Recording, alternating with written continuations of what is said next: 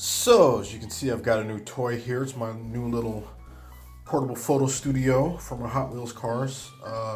The 1/18 scale cars will not fit inside this. It's too small, but it is nice for my Hot Wheels. And as you can see, it comes with these different colored background inserts. And it's got a viewport for the top where I can put a camera through the top or shoot from the front. And as you can see, it has its own internal LED light source, which is USB powered.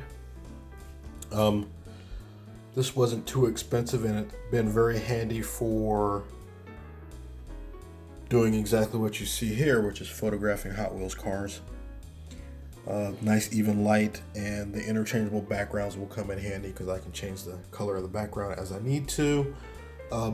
This was a nice little pickup. I got it off of Amazon, and it cost me about $14, so I'm not unhappy with it. That's the update for today. Thanks.